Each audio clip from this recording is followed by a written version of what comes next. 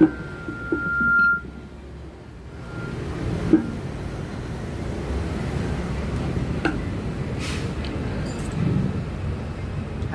sholat. Enggak dong. Bismillahirrahmanirrahim. Assalamualaikum warahmatullahi wabarakatuh. Masya Allah, jamaah masjid At-Taubah semua, masjidnya anak muda ya. Alhamdulillah kita ngadain agenda pertama kita, agenda premier nih, dalam mewujudkan cita-cita kita, yaitu menjadikan Masjid At-Taubah menjadi masjidnya anak muda. Iya betul. Alhamdulillah teman-teman, terima kasih yang sudah menyempatkan hadir, terima kasih sudah datang. Alhamdulillah Allah berikan kemudahan untuk kita mengkaji ilmu di bulan Ramadan ini ya teman-teman. Saat ini, malam ini kita akan mengangkat tema ada apa dengan Dajjal. Wih, ya kan? Ada apa nih dengan Dajjal nih? Apakah Dajjalnya sudah muncul? Ataukah Dajjalnya belum muncul? Atau ide-idenya yang sudah muncul? Wah, kita makin penasaran nih ya kan? Karena ngomongin akhir zaman tuh memang fasenya ya di kita gitu ya. Nah, alhamdulillah nanti kita akan diisi dengan Bung Wanda, salah satu anggota dari Masjid At-Taubah, ya kan, mengisi tentang ada apa dengan Dajjal. Nah, mari sama-sama kita sambut Bung Wanda dengan takbir. Takbir! Allahu Akbar. Masya Allah, silakan Bung Wanda.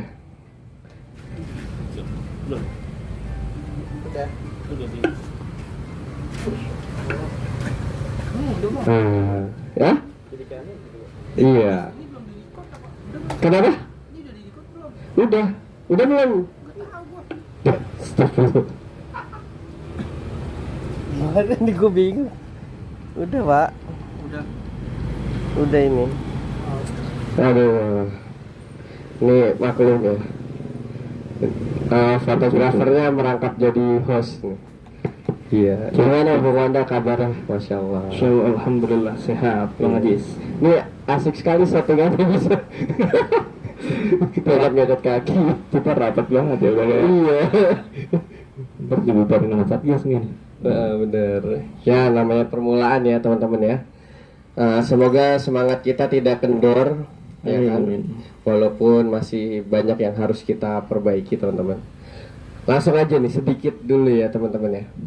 Sedikit dulu cuplikan pembahasan kali ini. Kira-kira kita mau bahas tentang apa nih soal Bung Dajjal ini nih? Iya, tentang masa akhir zaman Bang Ajis. Karena kan salah satu topik yang menarik itu untuk dibahas tentang akhir zaman. Cuman harapannya sih nggak nanti ujung-ujungnya jadi hopeless. Karena orang kalau bahas Dajjal tuh biasanya jadi hopeless. Jadi udahlah Dajjal udah mau keluar, kayaknya dunia udah mau hancur. Jadi nggak punya gairah hidup. Nah, harapannya nggak ke situ kita. Harapannya justru malah jadi tambah semangat. Gitu. Betul. Jadi bukan jadi pemuda yang no life ya. betul. Iya. Justru seharusnya ketika kita tahu zaman ini berakhir, kita harusnya berlomba-lomba mempersembahkan yang terbaik ya Bung Wanda. Betul banget Bang Ajis. Jadi harusnya ketika kita udah tahu bahwa kita hidup di akhir zaman sebagaimana yang udah dijanjikan oleh Rasulullah, yang udah disampaikan sama Rasulullah, nah harusnya kita mempersiapkan diri kita itu, bukan justru malah berleha-leha atau malah hidup jadi tambah lebih woles gitu, atau malah jadi hopeless tadi ya, karena salah dalam memahami akhir zaman. Benar. Jadi harus ada ofensif ya teman-teman, jangan cuma defensif. Asik. Tapi jadi makin penasaran nih, kira-kira bagaimana nih si Dajjal ini ya, sesuai dengan tema kita, ada apa dengan Dajjal. Nah langsung aja kita masuk ke materinya teman-teman. Silakan Bung Wanda untuk dimulai. Tafadhol. Ini duduk apa berdiri ya? Berdiri aja kali ya, berada asik. Kuat lah catin. Bismillahirrahmanirrahim. Assalamualaikum warahmatullahi wabarakatuh. Waalaikumsalam warahmatullahi wabarakatuh. Alhamdulillahirabbil alamin. Assalatu wassalamu ala asrofil anbiya'i wal mursalin sayyidina wa maulana Muhammadin wa ala alihi wa sahbihi wa man da'a bi da'watihi wa iltazama bi tariqatihi wa tarasama khutuh jalal aqidatan islamiyatan ahsasan li fikrati wa ahkama syar'iyyatan bi qiyasani ahmani masdarani ahkami. Asyhadu an la ilaha illallah wa asyhadu anna sayyidina Muhammadan abduhu wa rasuluh. فقال الله تعالى في القرآن الكريم أعوذ بالله من الشيطان الرجيم بسم الله الرحمن الرحيم يا أيها الذين آمنوا in tansurullaha yansurukum wa yutsabbit aqdamakum. Shadaqallahul azim. Allahumma arhamna bil Quran. Alhamdulillah, segala puji bagi Allah Subhanahu wa taala yang mana kita pada malam hari ini masih diberikan nikmat iman dan nikmat Islam. Kita masih bisa merasakan nikmatnya hidup di dalam bulan suci Ramadan. Karena ada beberapa mungkin teman kita atau saudara kita yang mungkin satu hari lagi masuk ke dalam bulan Ramadan, tapi Allah udah panggil lebih dulu. Allah udah suruh dirinya untuk pulang lebih dulu sebelum bertemu dengan bulan suci Ramadan. Nah, maka betapa beruntungnya kita nih, kita masih dikasih kesempatan untuk ketemu dengan bulan suci Ramadan, di mana pahala itu dilipat gandakan. Yang mana pada malam hari ini alhamdulillah kita bisa ngumpul di bulan yang mulia ini, di tempat yang mulia ini, dan bersama orang-orang yang insya Allah dimuliakan oleh Allah Subhanahu wa taala. Salawat dan salam senantiasa kita curahkan kepada junjungan alam baginda Nabi Muhammad sallallahu alaihi wasallam, kepada keluarganya, kepada para sahabatnya. Dan juga kalau kita perlu perhatikan ini bahwa Rasulullah itu luar biasa ya. Beliau itu saya sering menyebutnya sebagai sang arsitektur peradaban, karena beliau yang membawa manusia dari peradaban yang jahiliyah menuju peradaban yang terang benderang. Yang mana mudah-mudahan nanti di yaumil akhir nanti bukan hanya kita yang ngaku-ngaku sebagai umatnya Rasul, tapi Rasulullah mau mengakui kita sebagai umatnya. Amin ya rabbal alamin. Masya Allah. Jadi kalau nanti teman-teman dengar ada noise ya gitu, karena memang kita ini ngadain kajiannya di Cilincing ya, jadi penuh dengan transformer, penuh dengan Optimus Prime gitu ya. Cuman nggak ada Bumblebee aja di sini. Jadi alhamdulillah kita bisa pada malam hari ini hadir ke acara kajian tema akhir zaman ya, tentang tema akhir zaman, yang mana kita ngadain di Masjid At-Taubah. Harapannya ke depan masjid ini bisa rame gitu, bisa banyak dikunjungi sama para jamaah yang mungkin hanya sekedar singgah maupun yang dia akan terus jadi jamaah tetap di sini. Harapannya mudah-mudahan kita bisa menjadi pemuda-pemuda yang memakmurkan rumahnya Allah Subhanahu wa taala. Amin ya rabbal alamin. Jadi malam hari ini kenapa saya angkat temanya tentang Dajjal gitu ya? Karena Dajjal itu selalu unik gitu. Dan kita membahas tentang tema akhir zaman. Tadi udah saya kasih sedikit prolog di awal gitu, bahwa kalau kita ngebahas tema akhir zaman, biasanya kalau yang diingat sama teman-teman bahas akhir zaman itu bahas apa? Kiamat. Kiamat. Terus apa lagi? Yang apa? Dukhon. Apa lagi? Kalau di kepala kita disebutin akhir zaman, apa kira-kira? Malik. Apa Malaikat itu. Salah kok. kira-kira? Yajud Majud ya. Nah, insya Allah kita akan masuk, sebelum bahas Dajjal kita akan masuk ke sedikit tentang peta akhir zaman. Orang ketika bahas peta akhir zaman biasanya tadi tuh hanya bahas tentang Dajjal, bahas tentang hari kiamat, ciri-cirinya segala macam, sampai akhirnya orang pada ketakutan dan ujung-ujungnya jadi hopeless, jadi hilang harapan gitu. Jadi wah udahlah, gue belum kerja, Dajjal udah mau bangkit, udah bodo amat gitu kan. Wah gue belum nikah ini, udah mau bangkit Dajjal, udah mau muncul, udahlah bodo amat. Jadi hilang harapan gitu. Akhirnya hidupnya jadi nggak penuh gairah. Justru sebaliknya, harusnya ketika kita mulai paham tentang akhir zaman, hidup kita jadi lebih bergairah, harusnya jadi lebih menarik. Cuman harus difahami ya ketika kita bahas tentang peta akhir zaman, karena memang harus dijadikan satu sandaran yang kokoh dalam diri kita. Jangan sampai kita salah nih dalam ngebahas peta akhir zaman. Sebenarnya peta akhir zaman itu kalau kita lihat itu dimulai dari ketika Rasulullah SAW lahir sampai dengan hari kiamat. Jadi yang disebut akhir zaman itu dari sini sampai sini, karena Rasulullah mengibaratkannya antara diri Rasulullah dengan hari itu atau hari kiamat itu seperti dua jari dengan jarak gitu. Jadi jarak antara Rasulullah dengan hari kiamat itu seperti dua jari, jadi sangat-sangat dekat. Jadi dari Rasulullah lahir sampai kiamat itu sebenarnya sangat-sangat dekat. Dan ketika sebelum kiamat itu kita akan bertemu dengan satu fase di mana the great prankster terbesar gitu ya di abadnya atau di akhir zaman gitu, yaitu Al-Masih Dajjal. Dia penipu paling ulung, penipu paling sakti. Jadi detik-detik sebelum kiamat salah satu tanda-tandanya itu adalah munculnya Al-Masih Dajjal.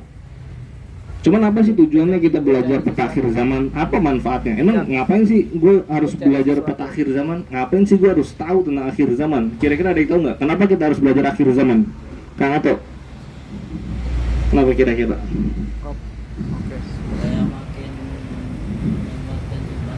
Supaya makin menguatkan iman. Hampir. Zahwa, kira-kira kenapa kita harus belajar tentang akhir zaman? Supaya kita tahu gitu bahwa dunia ini ada akhirat. Ini baru akhir. Boleh. Malik. Apa pentingnya kita belajar akhir zaman? Ya semua bakal berakhir. Kalau ada titik awal, ya pasti ada titik akhirnya. Terus apa pentingnya buat hidupnya Malik pelajaran ini? Kok jadi panjang? Nanti bagus jawabannya. Kalau cuma kita biar tahu ada awal ada akhir, bahwa dunia ini akan berakhir, apa pentingnya buat hidup saya? Mau berakhir mau kayak gimana ya? Gue tetap kerja sendiri, nyari duit sendiri, kan orang akan berpikir begitu. Apa pentingnya saya mengetahui tentang peta akhir zaman? Nah, saya sering menganalogikan bahwa kalau kita ngebahas tentang peta akhir zaman, kita samakan sebagaimana kalau kita lagi naik motor ya. Saya yakin mungkin teman-teman di sini semua pada pernah pakai Google Maps ya, untuk pergi ke satu tempat. Apa tujuannya kita pakai Google Maps? Ada tujuan. Karena ada tujuannya. Tujuannya ada tujuannya. Supaya nggak kesasar. Nah, supaya nggak kesasar. Apa lagi? Supaya bisa sampai dengan tepat waktu. Jadi tujuannya kita pakai maps itu supaya kita tahu tuh jalurnya lewat mana, terus harus belok kemana, terus nanti kira-kira kita akan tiba di pukul berapa. Itu kalau kita pakai Google Maps. Maka penting juga kita tahu peta akhir zaman biar kita tahu nih, memang bener dunia akan ada akhirnya, akan ada kiamat. Cuman nggak cukup sampai di situ. Kita harus tahu kita lagi berada di zaman yang mana. Maka penting bagi kita harus mengetahui ini kita lagi ada di posisi yang mana sih. Kalau tadi dikatakan dari zaman Rasulullah sampai kiamat, ini kita lagi ada di mana nih? Di zaman yang mana? Lagi ada di titik pemberhentian yang mana kita? Masih jauh kah dari fasenya Dajjal? Atau jangan-jangan udah sebentar lagi gitu? Nah itu harus kita ketahui. Itu cara kita nyari tahunya dengan peta, dengan map gitu. Maka kita butuh map. Sebagaimana tadi Google. Kita butuh Google Map supaya kita bisa tahu tuh track mana yang harus kita lalui supaya kita nyampe ke tujuannya. Atau supaya kita nggak kesasar. Cuman nggak cukup dengan kita menggunakan Google Maps, tapi harus ada yang namanya GPS teman-teman. Global apa sih? Lupa sih kepanjangan.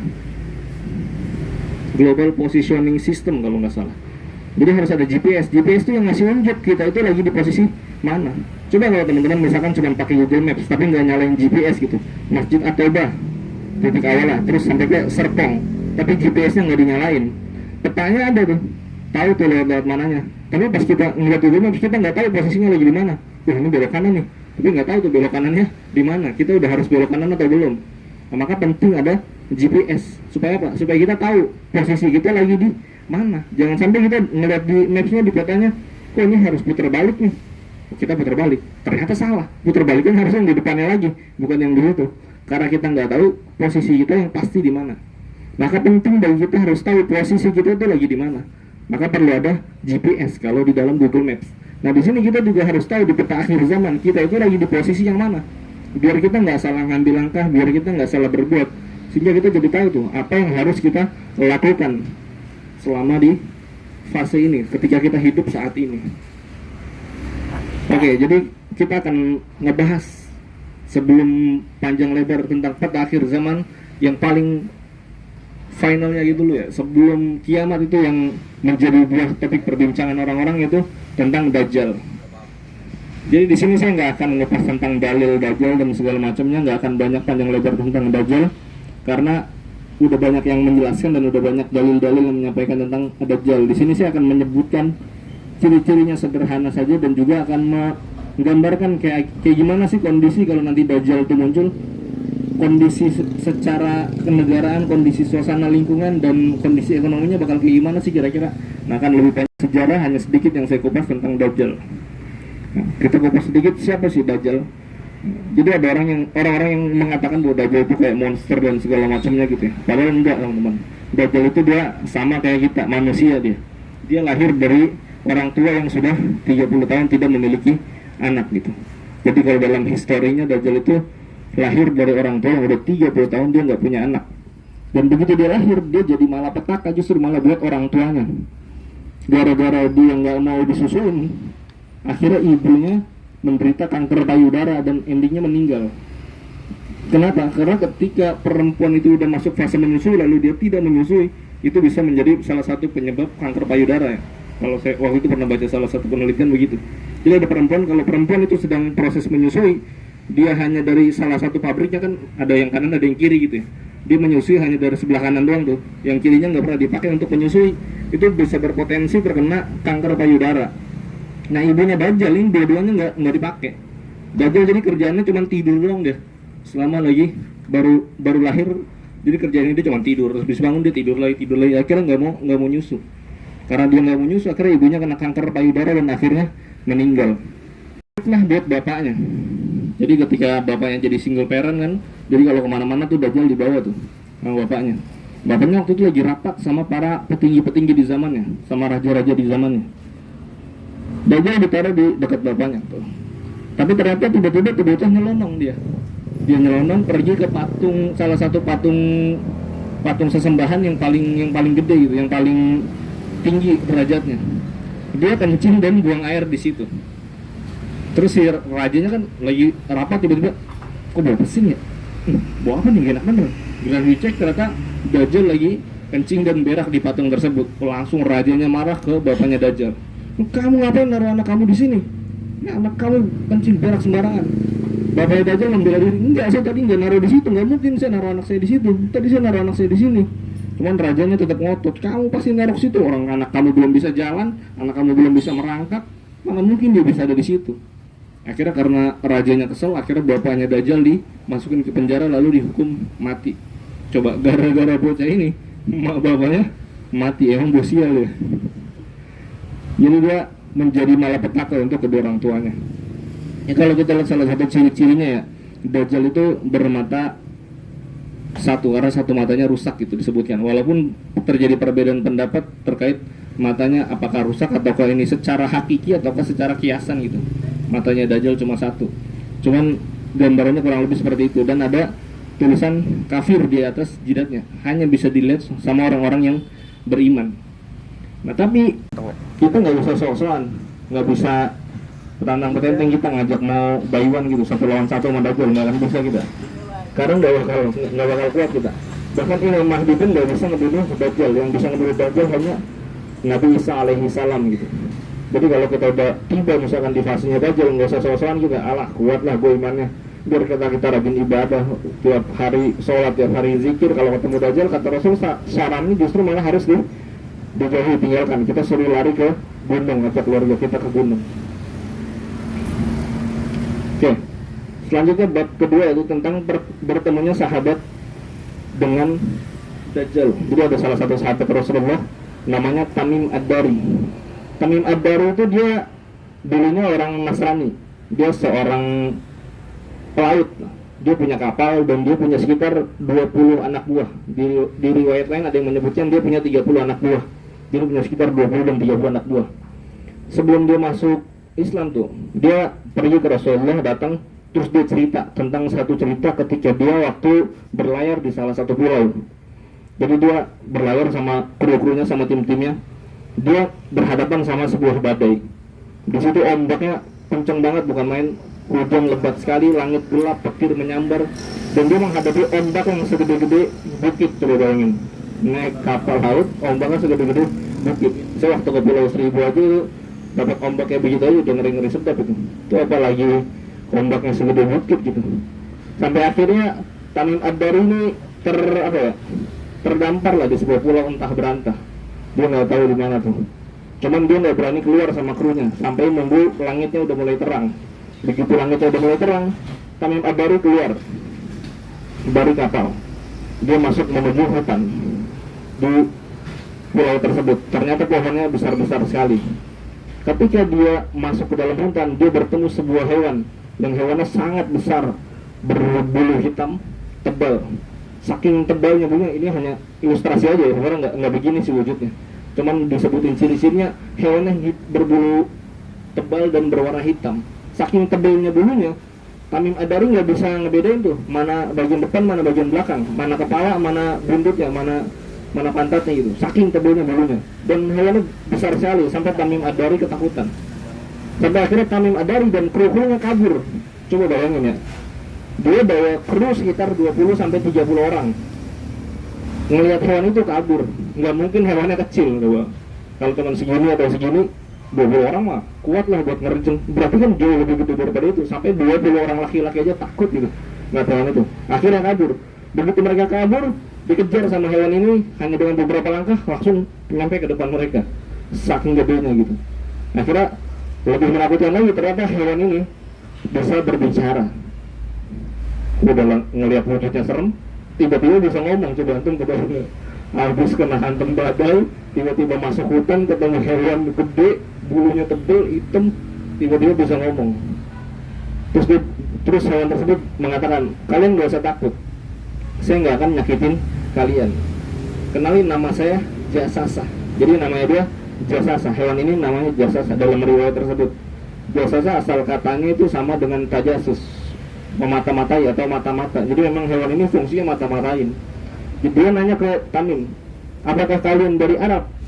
Terus Tamim menjawab, iya kami dari Arab. Nah, saya sudah lama menanti orang Arab untuk datang ke sini, kata Jasasa. Di kuil sana ada seorang pemuda yang sudah lama berada di sana dan dia menanti orang Arab untuk hadir. Kenapa? Karena dia ingin menanyakan tentang perkembangan dunia Arab. Akhirnya Tamim Ad-Dari kabur langsung ke kuil, ninggalin hewan yang tadi karena masih ketakutan. Nah begitu Tamim Ad-Dari nyampe di kuil tersebut, dia melihat seorang pemuda yang lagi diikat di kuil tersebut. Tangannya diikat, kakinya diikat, lehernya juga diikat, dibelenggu dengan rantai yang sangat besar. Lalu pemuda tersebut nanya ke Tamim Ad-Dari, apakah kalian dari Arab? Lalu Tamim Ad-Dari menjawab, iya kami dari Arab. Lalu pemuda tadi bertanya, apakah sudah muncul di Arab seorang pemuda yang mengaku sebagai seorang nabi dan namanya Ahmad? Lalu Tamim Ad-Dari menjawab, iya sudah muncul seorang pemuda yang mengaku nabi dan namanya Ahmad. Lalu ditanya lagi tuh sama si pemuda tadi yang lagi diikat ya. Waalaikumsalam warahmatullahi wabarakatuh. Lalu ditanya lagi tuh sama si pemuda yang lagi diikat, apakah orang-orang di sana, orang-orang di Arab beriman sama si Ahmad tersebut atau enggak? Nah ternyata dijawab sama Tamim Ad-Dari, sebagian ada yang beriman, sebagiannya lagi ada yang tidak beriman gitu. Jadi luar biasa ya, bahwa di situ langsung si pemuda tadi yang lagi diikat dia bilang, beruntunglah orang-orang yang mengikuti Ahmad, yang mengikuti nabi tersebut. Di situ Tamim Ad-Dari langsung ternyata kenabiannya Muhammad sampai diakuin sama orang ini, padahal orang ini di pulau yang antah berantah gitu. Itu yang nantinya akan menyebabkan Tamim Ad-Dari mau masuk Islam dia, karena ngedengar perkataan pemuda ini. Akhirnya Tamim Ad-Dari melanjutin pertanyaannya. Dia nanya tentang Sungai Tiberias. Apakah Sungai Tiberias sudah mengering? Tamim Ad-Dari bilang, belum, masih banyak airnya di Sungai Tiberias. Lalu kata, apakah kamu tahu kebun kurma di Beisan? Jadi ada satu kebun kurma di daerah Beisan di Syam. Apakah dia sudah tidak berbuah? Terus kata Tamim, kebun kurmanya masih berbuah. Terus kata si pemuda tadi, ketahuilah akan ada satu zaman di mana kebun kurmanya sudah tidak lagi berbuah. Terus pemuda tadi menanyakan tentang mata air di Zughor. Apakah mata air tersebut sudah tidak mengeluarkan air? Oh masih mengeluarkan air. Ketahuilah bahwa akan ada satu zaman mata air tersebut tidak lagi mengeluarkan air. Dan kalau 3 tanda itu sudah terjadi, itu bertanda bahwa aku sebentar lagi akan bebas dan akan terlepas, kata pemuda tersebut. Ketika kisah ini diceritakan oleh Tamim Ad-Dari ke Rasulullah mengatakan bahwa pemuda tersebut adalah Dajjal, teman-teman. Jadi di zaman Rasulullah, Dajjal udah ada apa belum? Udah ada. Cuman lagi masih ditempatin sama Allah di sebuah pulau yang entah berantah. Ada orang yang menyebutkan di salah satu pulau di daerah Yaman, di laut Yaman. Cuman wallahu alam. Cuman dalilnya jelas bahwa di zaman Rasulullah ternyata Dajjal udah ada, tapi masih diikat dan masih dibelenggu. Jadi jangan dipikir Dajjalnya belum datang. Udah diciptain sama Allah dan udah ada di bumi. Tinggal nunggu waktu aja dibebasin. Oke baik, selanjutnya kita akan bahas tentang kira-kira kapan sih Dajjal ini bakal muncul, bakal keluar, dia bakal dibebasin. Apakah dalam waktu dekat, apakah masih 100 tahun, 200 tahun lagi? Mungkin kita akan berpikir gitu ya, bahwa kan salah satu ciri-ciri Dajjal tadi tuh udah mulai mengering, udah mulai kebun kurmanya udah mulai nggak berbuah, dan bahkan salah satu ciri-cirinya itu ketika sudah tidak ada makanan lagi selama 3 tahun berturut-turut, udah krisis pangan selama 3 tahun berturut-turut. Kalau kita lihat hari ini air masih banyak, kita masih bisa wudhu, kita masih bisa mandi, kita masih bisa apa ya ibaratnya mubazir air gitu kan. Kayaknya masih jauh dari Dajjal muncul. Nah, cuman kita lihat teman-teman, ketika nanti Dajjal muncul di tahun pertamanya itu hujan akan berkurang menjadi 60% dari tahun sebelumnya, dan jumlah makanan juga akan berkurang menjadi 60%. Jadi di tahun pertama Dajjal mau muncul itu makanan akan berkurang, hujan akan berkurang, terjadi kemarau, banyak panen-panen yang gagal, akhirnya stok makanan terbatas. Di tahun kedua pun berkurang lagi menjadi 30%, menjadi 2/3-nya yang berkurang. Dan sampai di tahun ketiganya hujan akan kosong dan makanan pun kosong. Orang-orang benar-benar menjadi frustasi dan akan melakukan apapun yang penting diselamatkan dari kelaparan. Jadi jangan dibayangin ya kalau Dajjal bakal keluar hari ini mah kita bisa gampang ngelaknya. Enggak, saya nggak mau beriman. Kenapa? Di rumah masih banyak stok makanan. Di Indomaret, di Alfamaret masih banyak stok makanan gitu. Kita ke minimarket masih banyak stok makanan. Pesan GoFood masih ada gitu. Nanti ketika Dajjal mau keluar tuh fasenya udah kayak begini, udah nggak ada lagi makanan. Jadi ketika Dajjal nawarin, itu pasti bakal kegoda tuh. Jadi nggak usah sok-sokan kita, biar kata rajin sholat, rajin baca Quran. Ketemu Dajjal, udah kelaparan, 3 tahun kekurangan makanan. Tiba-tiba, kalau mau beriman sama aku, kata Dajjal kan, ini bisa makan sate nih, atau bisa makan nasi padang nih, atau mau makan steak, makan sushi, bisa nih. Ditawarin, apa nggak langsung hijau mata kita? Udah bertahun-tahun merasakan kelaparan. Tapi disarankan sama Rasulullah kalau kita udah ngeliat Dajjal, maka ajak keluarga kita untuk lari ke gunung atau ke bukit-bukit, lari ke gunung. Jadi untuk mencari aman itu ke sana. Jadi jangan sampai tadi ya, jangan sampai kita sok-sokan, enggak lah, saya mah beriman. Lihat ya, saya udah tahu, udah baca semua dalil tentang Dajjal. Bisa saya dayuan sama Dajjal, nggak bakal ketipu saya sama Dajjal. Tunggu dulu gitu ya. Dajjal itu sebaik-baiknya penipu.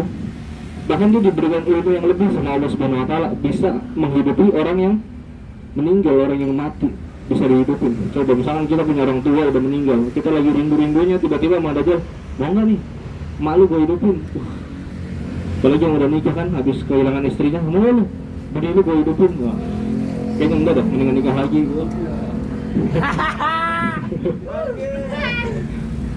Minta stok yang baru sama Dajjal. Gitu ya, jadi saking hebatnya Dajjal tuh, punya berbagai macam ilmu. Dia bisa nurunin hujan seketika.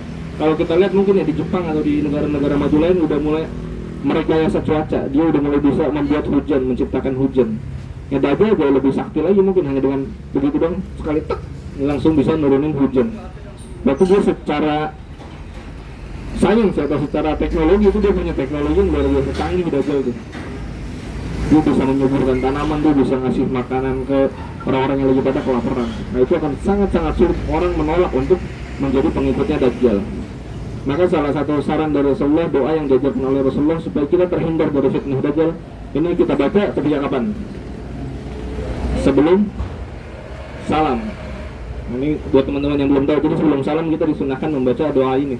Allahumma ini a'udzubika min azabi jahannam wa min azabil qabri wa min fitnatil mahya wa mamat wa min syarri fitnatil masihid dajjal.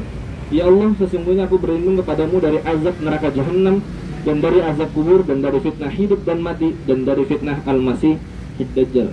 Jadi kita disuruh sama Rasulullah, diperintahkan sama Rasulullah, disunnahkan supaya kita membaca doa ini sebelum salam.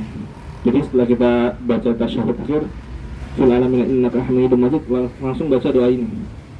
Silakan di-googling aja nanti, atau mau difoto, dihafalin, bisa dipraktekin sama teman-teman semua, biar saya kasih perhatian pahalanya.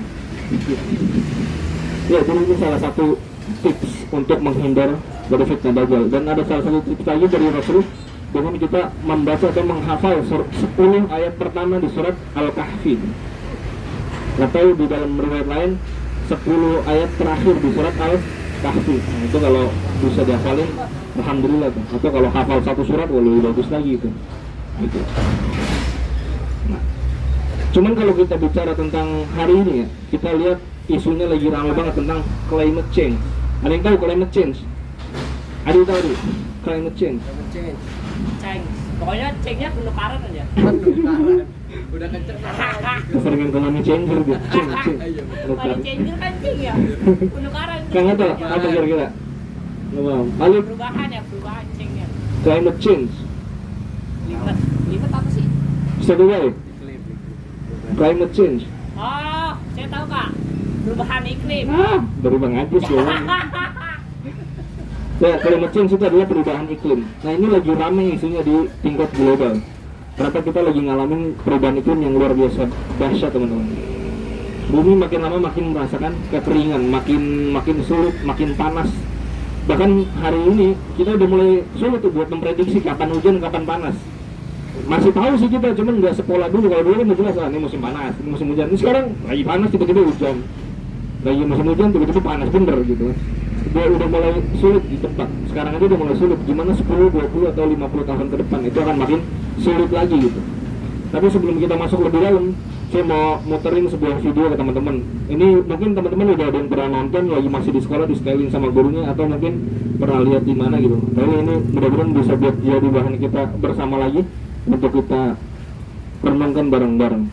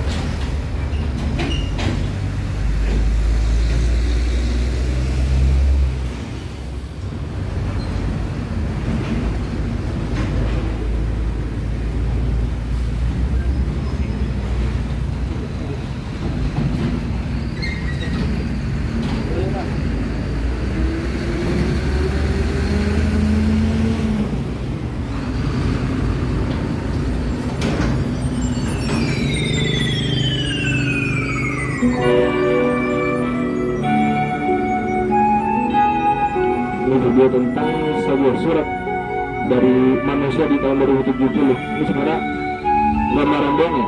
Seandainya seolah-olah ada orang yang menulis surat dari tahun 2070. Silahkan dibaca teman-teman.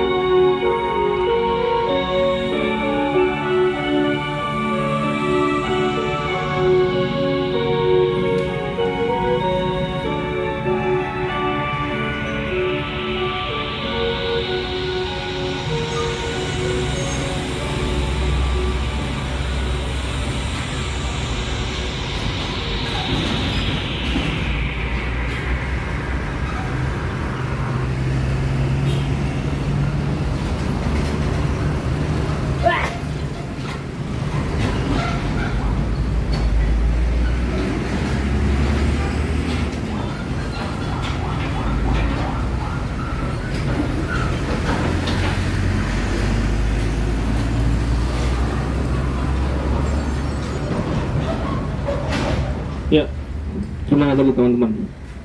Sebuah surat dari 2070. Jadi ini gambaran aja gitu. Bayangin orang-orang yang hidup di tahun 2070 akan mengalami hal seperti itu.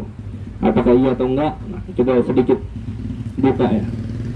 Jadi ada salah satu riset ya dari saintis di luar negeri, dia mengatakan bahwa di tahun 2080 sampai tahun 2100 dunia akan mengalami musim panas yang sangat-sangat ekstrim gitu. Suhunya luar biasa, naik sampai belasan derajat teman-teman. Jadi suhunya udah benar-benar panas. Itu akan banyak menyebabkan perubahan cuaca dan akan menyebabkan banyak sekali gagal panen di dunia gitu. Sekarang aja kita udah ngerasain ya, panasnya bukan main kan. Lagi puasa berasa banget panasnya. Apalagi nanti akan naik belasan derajat. Dan bukan cuma di sebagian dunia, tapi hampir di seluruh dunia itu akan mengalami kondisi yang panas. Kalau kita lihat yang berwarna hijau itu antara 10 sampai 50%, yang 50 sampai 70% berwarna kuning, yang naik sampai 100% itu yang berwarna merah. Nah, Indonesia juga akan mengalami kondisi yang panasnya bukan main teman-teman. Ini prediksi di tahun 2080 sampai 2100 kita akan mengalami cuaca yang sangat-sangat ekstrim, panasnya luar biasa. Kenapa? Karena lapisan ozon kita mulai menipis. Pabrik-pabrik terus berproduksi, kapitalis tetap terus menjalankan roda produksinya tanpa pernah mempertimbangkan tentang kerusakan alam. Jadi makin cepat atau makin sering kita berkontribusi terhadap kerusakan alam, berarti makin dekat tanda-tanda dajjal. Karena kan dajjal muncul tadi ketika udah terjadi kekeringan, ketika udah terjadi kelaparan, ketika udah nggak ada bahan makanan. Bagaimana tadi di 2070, mau napas aja dia harus bayar sama pemerintahan, coba bayangin. Dan air-air, sungai-sungai, wilayah yang masih hijau dijaga sama pemerintah. Air menjadi sumber daya yang paling berharga, lebih mahal daripada emas, lebih mahal daripada minyak. Ketika makanan sudah tidak ada, manusia baru tahu bahwa uang tidak bisa membeli segalanya. Gitu ya. Jadi air yang tersisa, tumbuh-tumbuhan yang masih tersisa itu yang harus dijaga pada saat itu. Nah, ini prediksi di tahun 2080 sampai 2100. Berarti kalau kita hitung ke tahun kita, berapa tahun lagi kira-kira? Sekitar 57 tahun. Kalau hari ini kita berumur 30 tahun, berarti 2080 sekitar umur kita berapa? Ratusan. Kalau kita hari ini umurnya 30 tahun, di 2080 kita umur 87. Kalaupun Kang Ato masih hidup misalkan, itu Kang Ato udah umur 87 tahun. Kalau Adi masih hidup, Adi berapa tadi? 91. 18 tambah 57 berapa tuh? 75 ya. Kalau Adi masih hidup, umurnya 75 tahun. Ngerasain hidup dengan kondisi kayak begini. Tapi apakah bisa lebih cepat atau enggak, atau bisa lama? Wallahu alam. Tapi prediksi dari para saintis di tahun 2080 sampai 2100.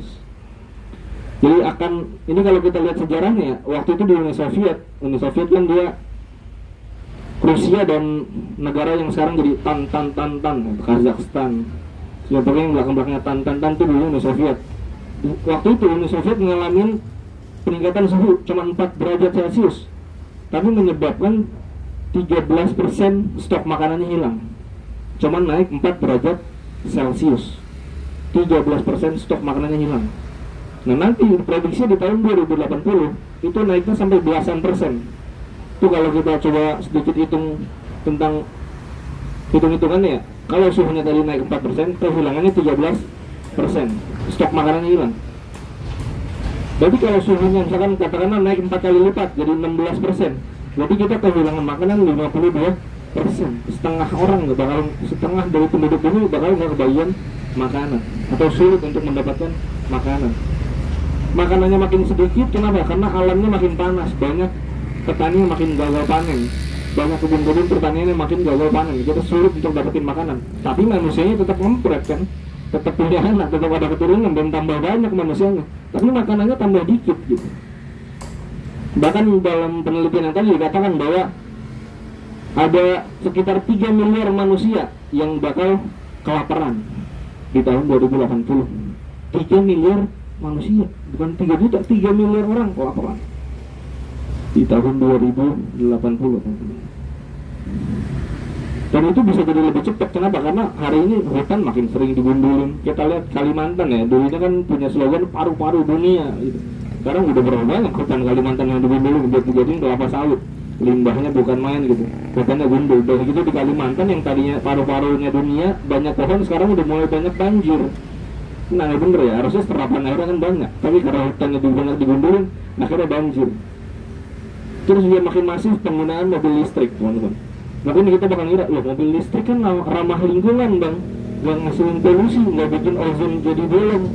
Iya, ketika lagi dipakai. Tapi mobil listrik justru ngasilin limbah yang jauh lebih parah, teman-teman. Ketika proses produksinya untuk ngebikin baterainya, itu butuh nikel. Nah itu kalau kita lihat video-video dokumenter di Afrika, itu orang-orang Afrika kasihan banget. Mereka pernah dapat limbah dari nikelnya. Banyak yang udah mulai rusak genetikanya, banyak yang kena penyakit-penyakit masyarakat Afrikanya. Padahal buat dapetin itu paling mereka cuma dapat upah 1-2 dolar per hari. 1 dolar berapa hari ini? 15.500. 2 dolar berarti sekitar 31.000. Cuma demi dapat 31.000. Paru-parunya rusak, organ-organ tubuhnya rusak sampai mengalami kelainan genetika untuk dapat produksi baterai. Dan bahkan ketika nanti baterainya udah nggak dipakai sama tuh mobil, itu nggak bisa didaur ulang. Itu kan masuknya limbah B3, ya kan, bahan beracun gitu. Nah itu jadi problem lagi. Kapitalis nggak mikirin itu. Para pemimpin dunia yang hari ini ideal nggak mikir itu. Dia jadiin barang jualan doang. Makanya kalau kita lihat hari ini kenapa mobil listrik itu rame? Karena memang didukung sama para kapitalis. Dia nggak peduli efeknya kayak gimana buat lingkungan. Yang penting cuan. Seolah-olah mereka langsung jadi orang suci. Ini dengan kita pakai mobil listrik kita jadi cinta sama lingkungan. Dia ngasilin polusi. Iya kalau dilihat saat makainya. Cuman proses pembuatan dan ketika sudah tidak dipakai itu ngasilin limbah yang lebih banyak. Dan itu bisa menyebabkan perubahan iklim jauh lebih cepat. Bisa jadi nggak tadi 2080, bisa jadi di 2070 atau di 2060.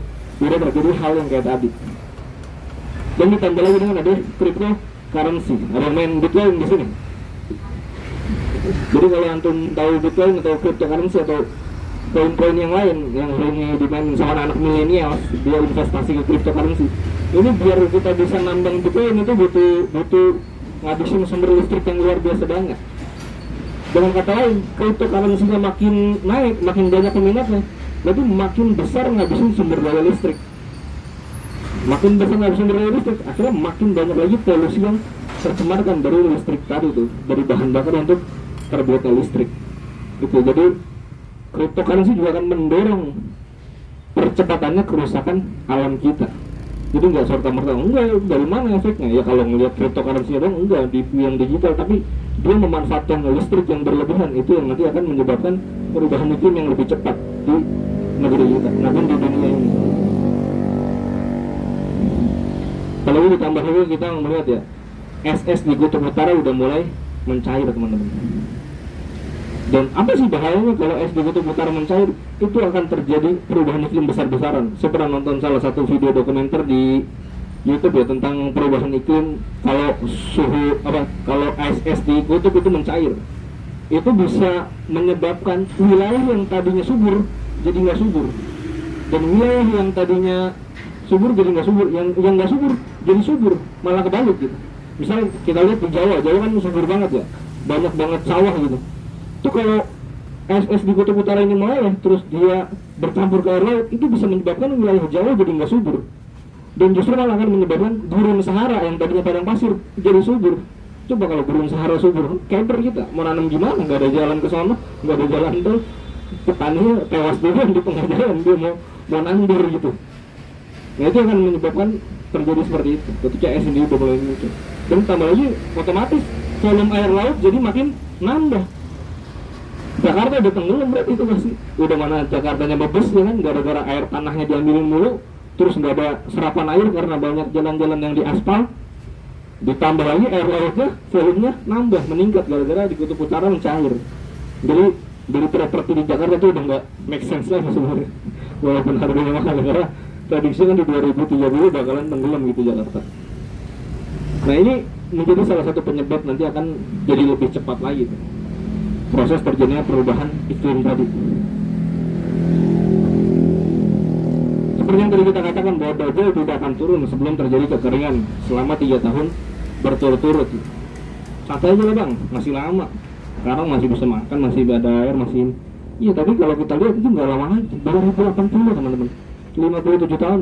Bisa jadi anak Bang Cakti, anak Kang Ato itu ngerasain zaman itu. Itu bisa jadi cucunya kita yang akan ngerasain zaman itu. Tuh bayangin, anak dan cucu kita hidup dalam kondisi kayak tadi yang di 2070. Sampai pas kita sebagai bapak cerita, dulu bapak nyuci motor pakai steam, nggak digini-giniin. Ah masa sih pak? Sekarang kan susah dapetin air. Mungkin nggak kegambar sama kita ya. Tapi itu yang akan terjadi teman-teman. Dulu bapak mandi udah enak aja. Kok mana pak kita sekarang mandi cuma pakai anduk, ngelap-ngelap doang, tadi pakai tisu. Tuh, kita akan tiba di zaman yang itu teman-teman. Sebenarnya apakah di tahun 2080 akan terjadi kekeringan 3 tahun yang berturut-turut? Wallahualam. Tapi menurut para saintis akan terjadi kekeringan yang parah di tahun 2080 sampai 2100. Jadi akan kondisinya benar-benar parah di kondisi anak kita, di kondisi cucu-cucu kita. Atau mungkin lebih cepat, mungkin kita dikasih umur panjang sama Allah 80 tahun, kita ngerasain udah hidup tua, kan udah lemes, udah keriput, kondisinya sulit air, kondisi alam sudah rusak, ditambah lagi ketemu Dajjal. Nah, gue bilang gitu. Ya kan hari ini kita ingat ya tentang Dajjal, udah mudah-mudahan udah bikin ketemu Dajjal, dia bilang ayo tok beriman, hah ayo. Nah gue bilangin Beriman. Berarti udah nggak ada pemandian jenazah dong? Tapi Oh. Udah nggak ada pemandian Gak ada jenazah. pemandian jenazah. Langsung buang Jadi aja. kalau kita cerita kan tuh jenazah dulu dimandiin lah, dibersihin gitu. Ada gak ada cerita tuh di zaman itu orang air udah langka gitu. Gitu ya. Dan waktu itu kan pernah dia ditanya tuh ya, gimana Dajjal muncul? Orang sekarang orang masih banyak yang tahu tentang Dajjal, masih banyak orang yang ingat sama Dajjal, tahu dalil-dalilnya, tahu dah di jidatnya ada tulisan kafaro, langsung udah ada tulisan kafir, langsung cabut aja udah kafir ya. Dajjal pas itu kabur. Iya, Dajjal nggak akan muncul kalau kita masih ingat dalil itu. Dajjal akan muncul ketika dunia udah siap, ketika tadi kondisi udah mulai kekeringan, negara udah mulai kacau balau, dan Islam sudah mulai ditinggalkan. Pembahasan Dajjal udah nggak dibahas lagi tuh, di YouTube mungkin udah hilang, di mana-mana udah hilang. Jadi anak-anak kita udah nggak tahu tentang Dajjal, cucu-cucu kita udah nggak ngerti tentang Dajjal. Karena kan Rasulullah SAW mengatakan kan, Bada'al Islamu ghariban wa sayaudu kama bada'a ghariban faquba lil ghuraba. Bada'al Islamu ghariban, Islam datang dalam keadaan yang asing. Jadi ketika Islam datang kondisinya asing buat masyarakat di zaman itu, zaman Rasulullah. Wa sayaudu kama bada'a ghariban, dan akan kembali pula dalam keadaan asing. Hari ini aja asing mungkin kan. Faquba lil ghuraba, sungguh beruntunglah orang-orang yang terasing. Gak usah jauh-jauh, saya waktu itu pernah ngisi kajian anak-anak remaja gitu. Saya tanya, teman-teman tahu nggak siapa nama bapaknya Rasulullah? Wah itu kepecah jadi 2 kubu. Yang satu jawab Abu Talib, wah yang satu jawab Abdul Muthalib. Wah saling ngotot ya. Abu Talib bang, enggak Abdul Muthalib. Saya ulangin lagi pertanyaannya, siapa nama bapaknya Rasulullah? Abu Talib bang, Abdul Muthalib. Wah, dua-duanya sama-sama ngotot, padahal sama-sama salah. Yang bener kan Abdullah. Saking parahnya kondisi hari itu. Apa nama bapaknya Rasulullah nggak tahu. Apalagi kalau ditanya kapan lahirnya, kapan meninggalnya gitu kan, pasti lebih nggak tahu lagi tuh. Saking asingnya tuh. Sama Rasulnya sendiri aja dia asing. Bisa dari ntar begitu ketemu Dajjal ada tulisan kafara di jilbabnya, nggak ngerti ya. Keren katanya. Bikin di mana? Ikut apa? Ikut apa? Saking asingnya. Maka dikatakan sungguh beruntunglah orang-orang yang terasing, teman-teman. Coba saya mau ngetes tuh, seberapa terasingnya Islam di antara kita. Kalau misalkan kita disebutin nama sahabat Rasul, Abu Bakar, pasti hafal. Umar, Utsman, Ali, hafal gitu. Tapi kalau ditanya Abdullah bin Ubay bin Salul, tahu siapa tuh? Adi tahu? Oh saya baru dengar. Yang satu Baru dengar. Usama bin Zaid dah. Tahu? Malik. Astagfirullah. Huzaifah ibn Yaman. Tahu di? Saya. Coba. Nggak dengar doang, tapi lupa jawab. Ini kita tiba di zaman yang asing. Abdullah bin Ubay bin Salul itu emang orang Islam, dia ngaku Islam, tapi dia gembongnya munafikin.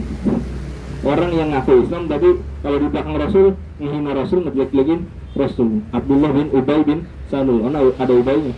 Bukan Ubay yang ini. Kalau ini Ubaidillah. Ubaidillah.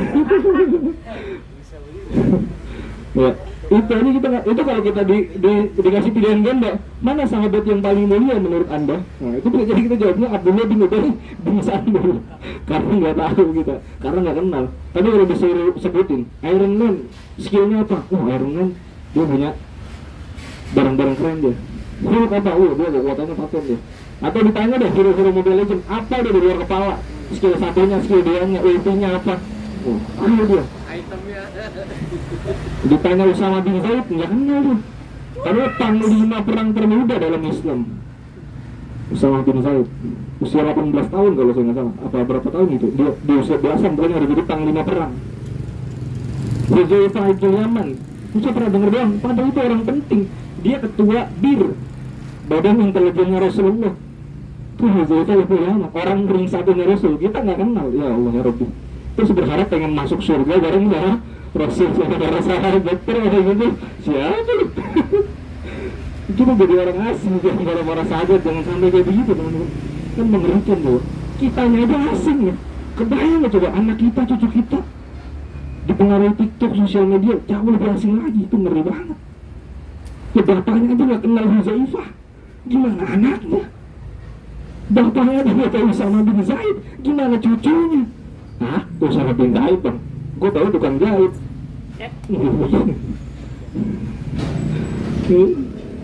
Ya Allah ya Rabbana. Kita berarti memang udah nggak jauh kita dengan fasenya dah Dajjal. Kita aja udah asing sama agama kita teman-teman. Gitu ya. Jadi mungkin jadi renungan kita bersama untuk kembali lagi kita belajar, kembali lagi kita mengaji supaya kita tahu tuh tentang agama kita, mengenal tentang sosok-sosok sahabat-sahabatnya Rasul. Kalau kita bilang cinta sama Rasulullah, nah cinta itu kan butuh bukti. Orang tuh kalau beneran cinta tuh, dia cinta sama seseorang, sama cewek lah gitu, itu namanya tahu, nama bapaknya tahu, nama kakeknya tahu, rumahnya tahu, makanan kesukaannya tahu, tanggal lahirnya tahu. Kalau kita bilang cinta sama Rasul, nama bapaknya aja tadi keliru. Tanya Rasul kapan lahir nggak ngerti kan? Kalau Rasul wafatnya kapan nggak tahu juga. Saya yakin anak-anak milenial hari ini yang sering main TikTok gitu ya, mayoritas pasti kalau di survei gitu ya ditanya, nggak ngerti ya pasti. Bingung dia, hah? Kapan ya Rasul lahir? 1945, mungkin ada yang jawab begitu. Karena saking asing tuh. Nah malah mudah-mudahan kita ini menjadi orang-orang yang suatu jadul guru, orang-orang yang beruntung karena kita terasing. Karena kita memegang Islam, kita hari ini jadi asing. Nah, kenapa lu nggak pacaran? Homo lu ya? Enggak, karena kita megang Islam, kita jadi terasing. Ngapain bahas-bahas tentang syariat Islam lu? Wah, aneh lu. Lu ngapain ngaji kok nggak pakai kitab? Aneh lu. Orang hari ini terasing. Orang-orang yang memegang Islam tuh terasing. Allah nggak pakai riba, sosokan. Itu jadi terasing kita. Gitu ya. Ketika kita memegang Islam, kita jadi orang yang terasing. Tapi kata Rasulullah, sungguh beruntung orang-orang yang terasing. Lalu akan ada apa lah sebelum 2080 itu? Sebelum fase itu datang akan ada fase apa lah? Dan apa yang harus kita lakukan sebelum terjadi fase itu? Jangan kemana-mana sampai kita bertemu di acara selanjutnya. Jadi kira-kira itu materi yang bisa saya sharing ke teman-teman semua. Mudah-mudahan bisa bermanfaat khususnya buat saya pribadi dan umumnya buat teman-teman semua. Saya kembalikan lagi ke Bang Aziz. Tafadhal. Masya Allah, barakallah, Bung Wanda ya. Kita sambut dengan takbir ya. Takbir! Allahu Akbar. Takbir! Allahu Akbar. Takbir! Allahu Akbar. Masya Allah, masih semangat ya teman-teman ya. Luar biasa nih, kita tadi udah bahas tentang Dajjal. Terus ada satu clue bahwa sebelum Dajjal turun akan ada kekeringan selama 3 tahun. Belum ada kekeringan aja dompet kita sudah kering. Itu bukan pembahasan akhir zaman. Pembahasan akhir bulan itu. Iya, tapi ada tema sendiri ya. Apa namanya, fase akhir bulan. Benar. Nah, mungkin dari teman-teman ada yang ingin ditanyakan ya. Ini menarik. Bahkan bisa dibilang sekelumit aja, belum banyak yang kita share, ya kan? Masih banyak nih hati teman-teman yang ingin ditanyakan. Kemarin kayaknya gue pernah denger deh, itu istri kita suruh diikat sama anak-anak kita, ya kan? Masih banyak nih tentang Dajjal. Nah, kita kasih kesempatan teman-teman bagi yang ingin bertanya, silahkan. Ada nggak yang mau nanya? Oh iya, Kang Ato. Mau Kang Ato?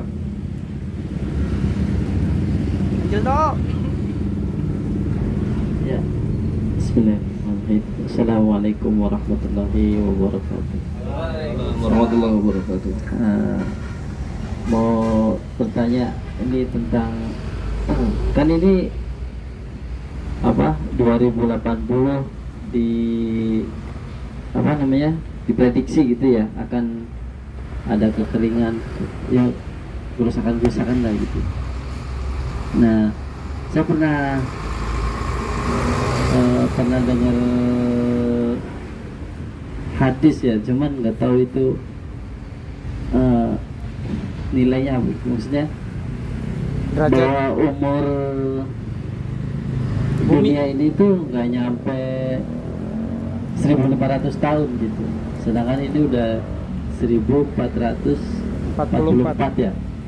Iya, itu kalau dihitung dari ini kan apa, berarti umur tinggal sekitar 60 tahunan lagi ya. So, iya nggak nyampe gitu. Itu gimana Ustaz? Mohon ininya, penjelasannya. Ya, terima kasih. Assalamualaikum warahmatullahi wabarakatuh. Waalaikumsalam warahmatullahi wabarakatuh. Wah, Masya Allah, terima kasih Kang Ato. Jadi ada hadis yang menyebutkan lebih pendek lagi ya usia umat ya Rasulullah. Nah, kita harus kayak gimana tuh? Ya, apa kita harus menabung sebanyak-banyaknya? Menikah sebanyak-banyaknya? Nah, kita pengen tahu nih dari Bu Wanda. Silakan Bu Wanda. Ya, bismillah.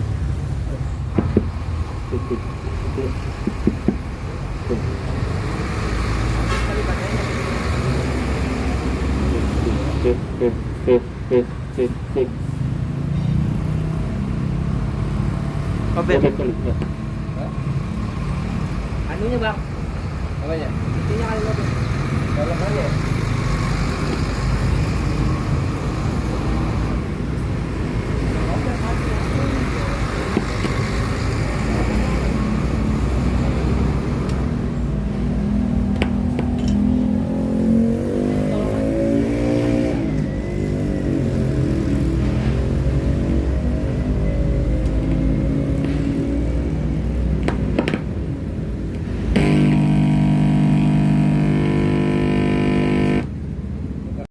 Ya, jadi saya nggak bisa berpendapat ya terkait hadis tersebut, cuman saya bisa merujuk ke beberapa pendapat ulama. Jadi bukan saya menghukumi gitu. Jadi ada ulama yang mengatakan bahwa hadis tersebut dhaif gitu tentang umur umat Rasul 1500, karena memang nggak pernah spesifik gitu Rasul ketika membahas tentang kiamat maupun akhir zaman menyebutkan angka gitu.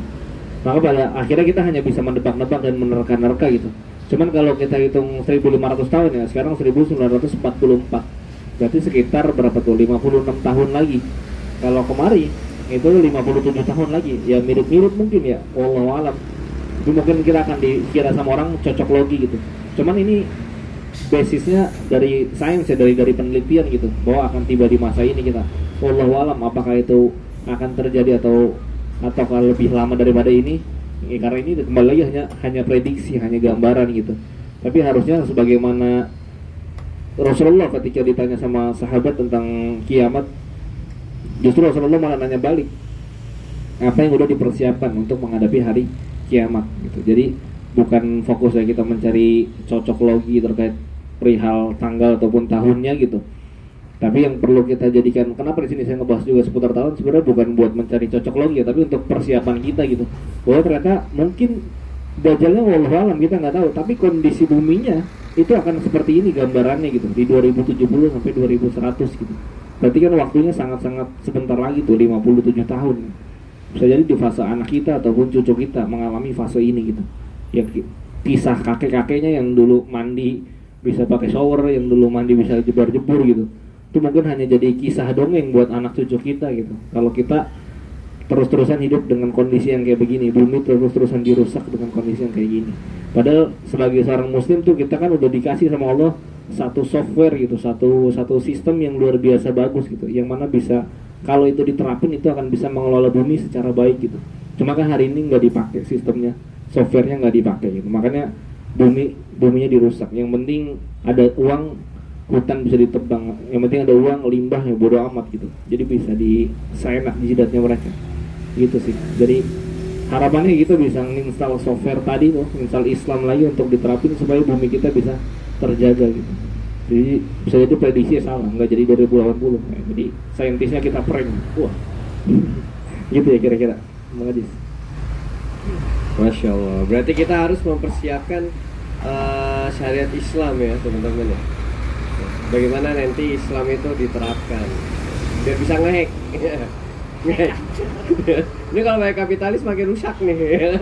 Harus Islam ya. Gitu teman-teman. Terus jangan lupa, mungkin gue juga sedikit mengingatkan teman-teman, kita juga harus memperkaya khazanah Islam kita ya. Karena belum tentu sampai 2080. Iya. Siapa tahu nyawa kita nggak nyampe ya kan. Harus kita persiapkan nih secepat mungkin. Apalagi ini malam hari ini itu masuk di bulan suci Ramadan. Waduh.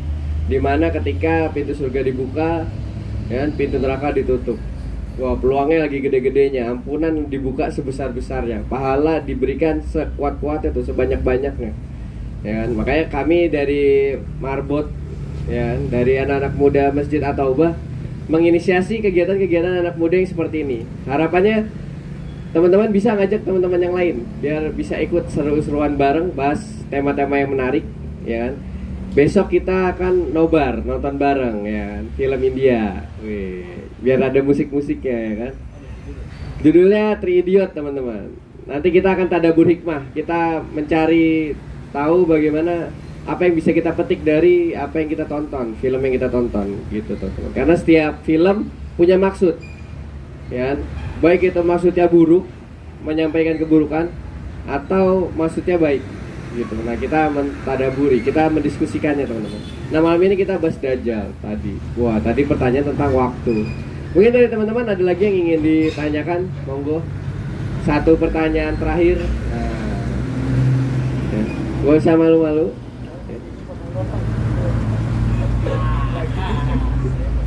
Gimana? Dan mungkin pakai cermin dulu, takutnya jangan-jangan Dajjalnya ada di antara kita ya. Oh ini cara kamu, aduh. Ngetrik dia, ngetrik. Nggak ada ya teman-teman ya.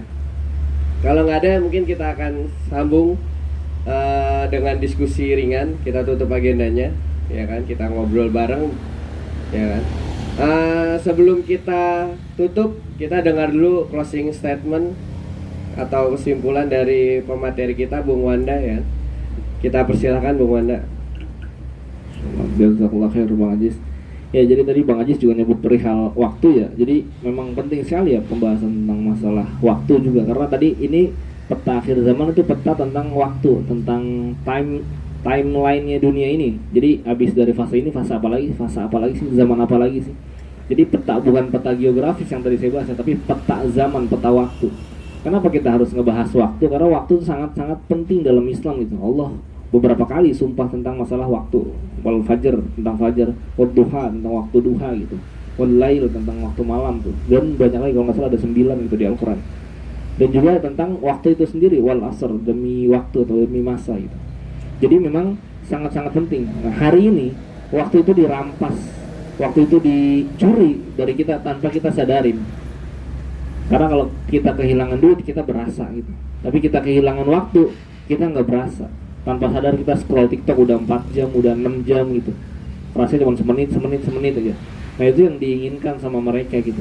Itu yang dilakukan sama mungkin antek-anteknya Dajjal gitu. Supaya apa? Supaya kita jadi lupa sama agama kita sendiri. Kita jadi makin asing sama agama kita sendiri. Endingnya tadi sampai kita lupa tentang pembahasan Dajjal, tentang pembahasan akhir zaman. Sampai nanti anak cucu kita juga makin lupa tentang pembahasan itu. Akhirnya begitu ketemu Dajjal, dia nggak tahu harus ngapain. Dia mungkin nggak ngerti harus lari ke gunung. Dia mungkin nggak tahu harus bersembunyi di rumah atau diikat anak istrinya di rumah. Dia nggak ngerti harus pergi ke Mekah sama Madinah karena itu kota yang nggak dimasukin sama Dajjal. Dia mungkin nggak akan tahu karena makin asing. dia makin disibukkan sama hal-hal yang nggak penting gitu, sama challenge joget-jogetan di aplikasi-aplikasi yang ada hari ini gitu, sama challenge baru, sama filter baru gitu yang kalau dia bikin filter, wah jadi kayaknya hits banget gitu, jadi terpuaskan gitu, goriza tuh bakonya dia, naluri dia untuk eksis, untuk mempertahankan eksistensi dirinya dia itu tersalurkan. Nah itu yang perlu jadi kita jadiin catatan gitu terkait masalah waktu. Jadi jangan sampai waktu kita habis dirampok sama antek-anteknya Dajjal gitu, yang akhirnya menyebabkan kita makin jauh sama agamanya Allah Subhanahu wa taala. Apalagi ya kita lihat ya, karena memang kalau kata bahasanya Ustadz Budi Asari itu hari ini peradabannya peradaban yang mubazir teman-teman. Maka akan mengakhirkan juga orang-orang yang suka mubazir dalam perihal waktu contohnya. Dalam segi pendidikan beliau ngasih contoh. Di zaman dulu ketika zaman kejayaan Islam, umur 15 tahun itu udah bisa jadi mufti. Hari ini orang umur 18 tahun baru lulus SMA, SMK. Udah gitu lanjut S1 sampai umur 22. Itu mubazir banget waktu, sampai umur 22 juga masih bingung itu lulus kuliah mau ngapain nih. Akhirnya nggak bisa nyari kerja, ujung-ujungnya kuliah lagi sampai S2 gitu. Ini saking mubazirnya waktu gitu. Jadi jangan sampai kita terbawa sama arus tersebut, kita harus bisa melawan arus terkait penggunaan waktu kita. Sebagai seorang muslim kita harus lebih konsisten masalah waktu. Jangan sampai waktu kita habis. Gimana caranya? Ya hal yang sederhana. Kita buat timeline aja, kita buat jadwal kita sehari-hari. Pagi kita mau bangun jam berapa, jam segini sampai jam segini mau ngapain, habis itu mau ngapain lagi, habis itu mau ngapain lagi. Nah, usahakan dalam sehari itu minimal ilmu agama kita bertambah. Entah kita baca buku tentang Islam, entah kita denger video tentang Islam, ceramah agama tentang Islam, karena hari ini sosial media juga banyak gitu kan, konten-konten seperti itu gitu yang bisa kita konsumsi.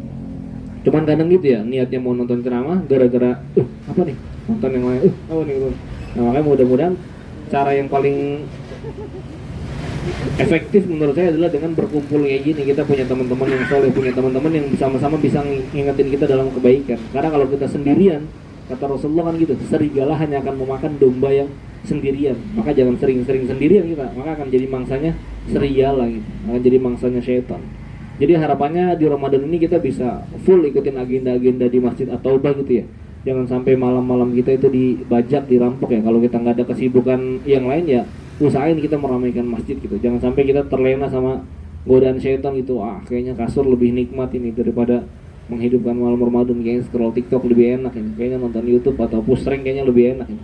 Tadi ya, di kepala kita tuh hafal kita semua hero-hero Mobile Legends, hafal semua skillnya coba.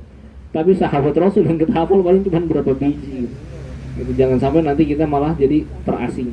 Dan terakhir dari saya mau ngutip kata-katanya Sayyidina Ali kalau nggak salah. Jadi kata Sayyidina Ali, jangan sampai ilmu kita itu nambah setelah kita mati. Jadi jangan sampai ilmu kita nambahnya setelah kita mati. Apa begitu mati baru tahu tuh dia, ternyata ada dalam kubur, ternyata ada padang mahsyar, ternyata ada hari penghisapan. Dia baru tahu setelah mati. Berarti ilmunya baru nambah setelah dia mati. Kan berugi bandar dia. Kenapa? Karena nggak bisa dia. Udah ngapain kalau udah nyampe di dalam kubur, udah nyampe di padang mahsyar, udah nyampe di hari penghisapan, di yaumul mizan, dia udah nggak bisa ngapa-ngapain. Karena tugas dia ngapa-ngapain ini selama di dunia. Jadi usahain kita cari ilmu agama selagi kita masih di dunia, biar nggak kaget. Begitu kita nanti, udah dalam kubur, udah tahu. Entar ada padang mahsyar, udah tahu. Ada yaumul mizan, udah tahu. Dia akan enjoy jalaninnya karena dia udah persiapan, karena dia udah tahu. Jangan sampai tadi kata Sayyidina Ali, ilmunya nambah setelah udah mati. Nauzubillahi min dzalik. Itu kira-kira closing dari saya, mudah-mudahan bisa bermanfaat. Wabillahi taufiq wal hidayah, kurang lebihnya mohon maaf. Wassalamualaikum warahmatullahi wabarakatuh. Assalamualaikum warahmatullahi wabarakatuh. Takbir! Takbir! Takbir! Mantap, masih pada semangat ya kan. Terima kasih Bu Wanda atas kesempatannya memberikan share ya kan, apa yang dikaji tentang Dajjal. Nah teman-teman jangan lewatkan di pekan depan malam Sabtu kita akan bahas lagi masih di tema yang sama, kajian akhir zaman ya kan, tentunya dengan tema timeline mundur nih sebelum Dajjal turun. Nah kita mungkin akan menyaksikan kisah epik pertarungan antara Imam Mahdi, Nabi Isa alaihissalam melawan Dajjal. Wih ya kan, siapa tahu ya. Gue balik kalau Dajjal. Nah, kita akan menyaksikan kisah-kisah epik itu di pertemuan selanjutnya. Ya. Terus jangan lupa juga teman-teman, besok malam minggu kita ada nobar, ya. Kita ada agenda sufi suka film setiap malam minggu. saatnya kita isi Ramadan kita dengan hal-hal yang baik-baik gitu teman-teman. Jangan mengikuti yang viral-viral. Kemarin di Koja perang sarung. Aduh. Ya. Awalnya perang sarung, makin malam keluar yang metal-metal. Ngeri. Ya. Jangan sampai kita terlena Ramadan kita terlewat dengan hal-hal yang seperti itu. Lebih seru kan dengan hal-hal yang luar biasa seperti ini. Wah, ide baru nih. Wah, cerita tongkrongan kita ceritain lagi tentang Dajjal. Asli ya. Oke, teman-teman terima kasih yang sudah hadir. Semoga besok makin banyak lagi saudara-saudari kita yang memakmur taubah bercerita, sharing, mengkaji ilmu, ya kan, kuat diri biar bisa istiqomah bareng-bareng. Jangan lupa ajak teman-temannya. Semoga menjadi tambahan amal ibadah ke teman-teman, ya kan, dalam bentuk bersumbangsi secara dakwah. Kita ajak teman-teman kita sebanyak mungkin, seramai mungkin via sosial media, via lisan, di tongkrongan, ya. Kita ajak ke sini teman-teman. Mungkin itu aja dari kami. Kurang lebihnya mohon maaf. Ya, kita tutup sama-sama dengan beristighfar 3 kali, lalu dilanjutkan doa penutup majelis. Astaghfirullahalazim, astaghfirullahalazim, astaghfirullahalazim.